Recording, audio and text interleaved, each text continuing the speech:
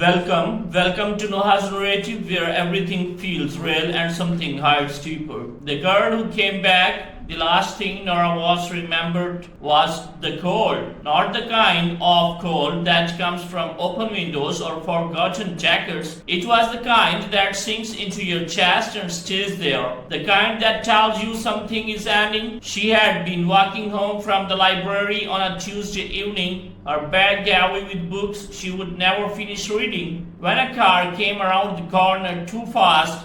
After that, there was nothing, and then, without warning, there was everything.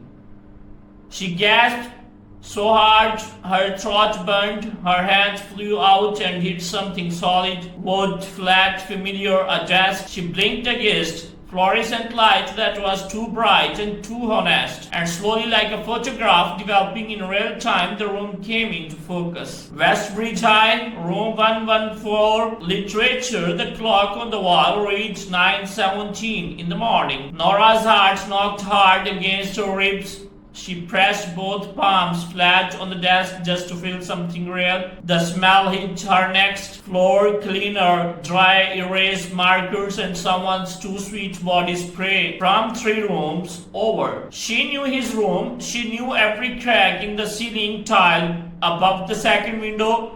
She had spent weeks trying to memorize those cracks so she would not have to look at what was happening at the front of the class. And there it was again, happening again. Celeste Huang stood at the front of the room, one hand pressed delicately over her heart, the other clutching a crumpled piece of paper like it was the last leaf on a dying tree. She was wearing a grey sweater that was 2 sizes too large, the kind that looked borrowed and worn out, the kind that said without words, "I have so little." Her eyes were glassy, her lower lip trembling with the precision of someone who had practiced trembling. Nora had seen his performance before. She had lived through it once already. "My little brother has not eaten a real meal in 4 days," Celeste said softly, her voice catching at exactly the right moment. "I don't want to ask for help. I really don't, but I don't know what else to do." A ripple moved through the class. Someone near the back made a quick, heartbroken sound. Nora watched Priya Malone, sitting 2 seats to her left, press a hand over her mouth with genuine distress. Priya was good that way. She felt everything immediately and completely. That was part of what made this particular lie so effective. It targeted the best people first. Nora said nothing. She had spent her first life shouting. She had stood up in this very room 11 days after this moment and told everyone what she had discovered. The screenshots, the receipts from the shopping trips, the social media posts from Celeste's family vacation that had been quickly deleted. She had laid out every piece of evidence with the certainty of someone who believed the truth was enough. It was not enough. The class had turned on her within hours. Celeste had cried in the hallway. Jonah Peel had called Nora a jealous snake in front of 40 people, and everyone had nodded like he was reading from scripture. The school counselor had pulled Nora aside to discuss her concerning behavior. Her parents had received a phone call, and then came the weeks of silence, the blocked numbers, the anonymous messages that found her anyway, the feeling of walking into a room and watching people decide to look somewhere else. She was not going to do that again. She folded her hands on her desk, crossed her ankles beneath her chair, and waited. Mr. Whitfield stood beside the whiteboard with the politely helpless expression of a man watching something unfold that he was not qualified to stop. He adjusted his glasses. He looked at the floor. He looked at Celeste. "Perhaps we can discuss the class's response after." And then it happened. It started as a murmur, low and strange, like a radio signal finding its frequency. Nora's head turned slightly, so did Priya's. Jonah Peel sat up straighter in the 3rd row, his forehead increased. The voice was coming from everywhere and nowhere, thin as paper but perfectly clear. They are buying it, every single one of them. Look at Priya's face. Perfect. This is easier than I thought. The room went absolutely still. Celeste froze at the front of the class. Her crumpled paper hovering mid-gesture, her mouth had stopped moving, but the voice kept going, calm and private and entirely exposed. Just hold the paper a little longer. Mr. Whitfield always donates first. Once he does it, the others follow like Celeste. Jonah said slowly, turning in his seat. Is that? Are you? Celeste blinked. Her face had gone the color of old paper. Nora unfolded her hands, rested her chin lightly on one first fist, and for the first time that morning she allowed herself the smallest smile. She had not planned this. She had not known the universe would add these particular details to her second chance. But she understood now, sitting in the warm fluorescent hum of room 114, that she did not need to say a single word. Celeste Huang was going to do it all herself. The thoughts she never meant to share. The silence that followed was not the comfortable kind. It was the kind of silence that fills a room like what fills a sinking boat, fast, cold, and impossible to ignore. Every student in room 114 sat perfectly still, their eyes moving between Celeste at the front and the empty air around her, as if the voice had left a shape they could almost see. Celeste recovered quickly. That was the thing about her. She was gifted at every recovery. She let out a small, shaky laugh and pressed the crumpled paper against her chest. Sorry, I was talking to myself, nervous. You know, this is already hard for me to share. The tremble returned to her lip. The glassy look came back to her eyes, like a curtain being drawn. Two girls in the front row exchanged a glance but said nothing. Priya, sitting near Nora, slowly lowered her hands from her mouth. She was not crying anymore. She was thinking. Nora could see it, the small wrinkle between Priya's brows, the way her pen had stopped moving across her notebook. Mr. Whitfield cleared his throat. Of course, Celeste, take your time. Nora watched all of this without moving a muscle. She knew what was coming next because she could already feel it building again. That low, strange frequency like a song playing just below the surface of normal sound. It was not loud. It did not announce itself. It simply arrived. The way rain arrives before you notice the sky has changed. Okay, they bought the recovery good. No, the pause. Always pause here, it makes them lean forward. The pen Priya had been holding clattered onto her desk. Jonah Peel turned fully around in his seat this time. He was not the sharpest person Nora had ever known, but he was not dishonest, and dishonesty confused him the way a foreign language confuses someone who only speaks one. His expression was that of a person trying very hard to understand something that kept slipping sideways. Guys, he said quickly, am I the only one hearing that? It was not a question, he said. It's like a statement he did not want to be true. Because Stove, sitting in the second seat of the far left row, had gone rigid.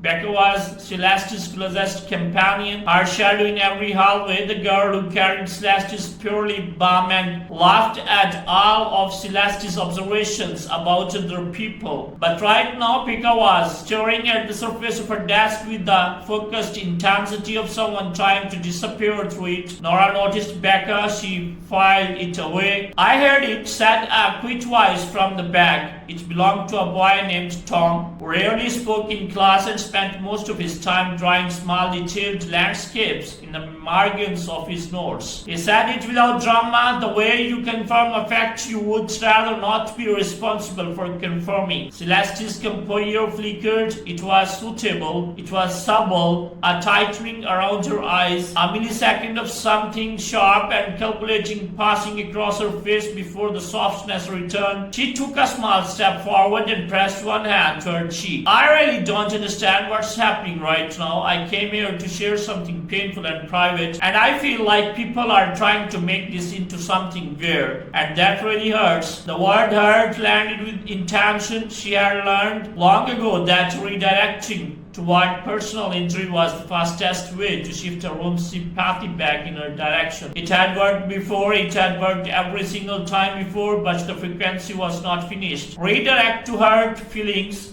That's the move. They always feel guilty when I do that. Watch them fall. Watch them. A girl named Siwan, who sat near the window and had been the first person to start a donation collection for Celeste the last time Nora had lived through this day, slowly set down her phone, and she had been typing something. Now she was not. The color in Celeste's face shifted. It was a barely visible change, like a light dimming behind glass, but Nora caught it. Celeste was beginning to understand that something was different today. She could not name it yet. She could not locate the source of it, but her instincts, always finely tuned, were standing her a warning she did not know how to interrupt. Why is nobody holding? The voice said, and this time it was less steady. Several heads turned. Someone near the window made a soft, involuntary sound. Mr. Whitfield removed his glasses and cleaned them with the hem of his shirt, which was what he always did when he was deeply unsettled and trying to look like he was not. Nora finally shifted in her seat, just slightly. She uncrossed her ankles and straightened her back. She did not speak. She simply adjusted her posture the way a person does when a show they have been waiting for finally begins.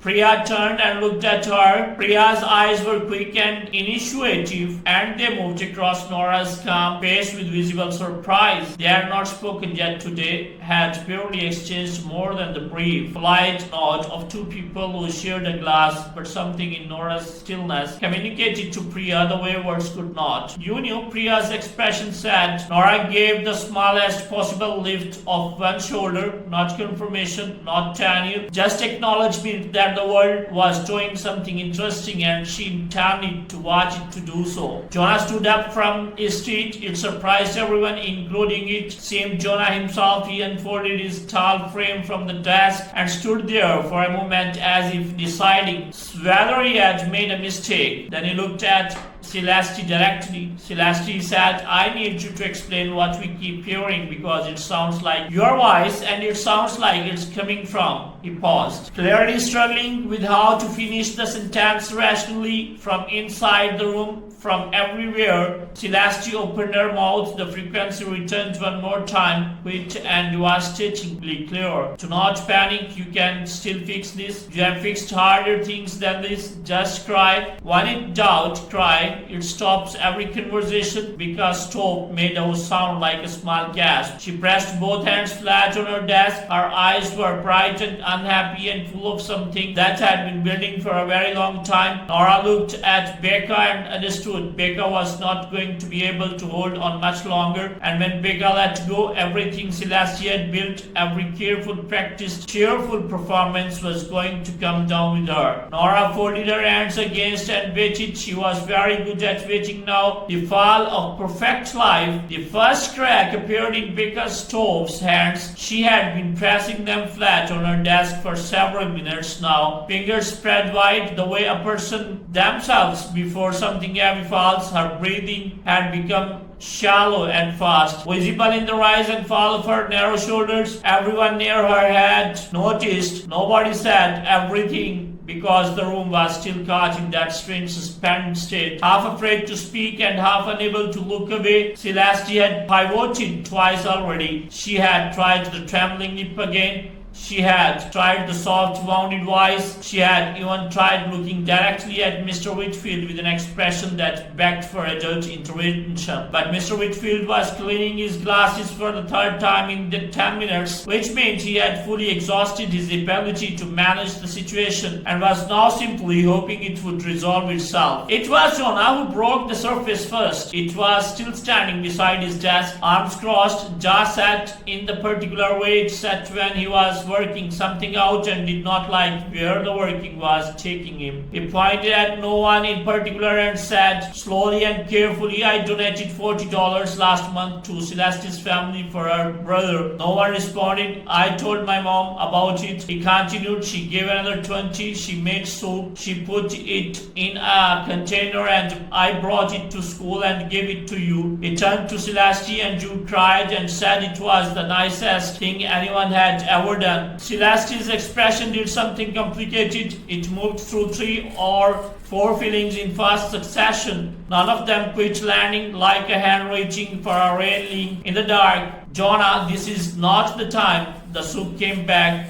He said flatly, my mom saw the container in the fresh outside school, still full. She thought she had done something wrong. She thought maybe she seasoned it badly or your brother had allergies. She felt terrible about it for a week. The room absorbed this. The frequency came again, but it was quieter now, less certain of itself. Stay calm. This is manageable. Jonah doesn't have proof. Soup in a trash can is not proof. I have proof, said Becca Stove. Her voice was so small it almost disappeared, but the room was so quiet that small was enough. Every head turned toward her. Celeste turned last, and the look on her face in that moment, the fraction of a second before she rearranged it, was not hurt or wounded or tragic. It was something cold and sharp and entirely unguarded. Becca was staring at her own hands. I have screenshots, Becca said. From her phone, she showed me everything, the receipts, the accounts, the amounts. I thought it was funny at first. I thought it was just. She stopped, swallowed. I told myself,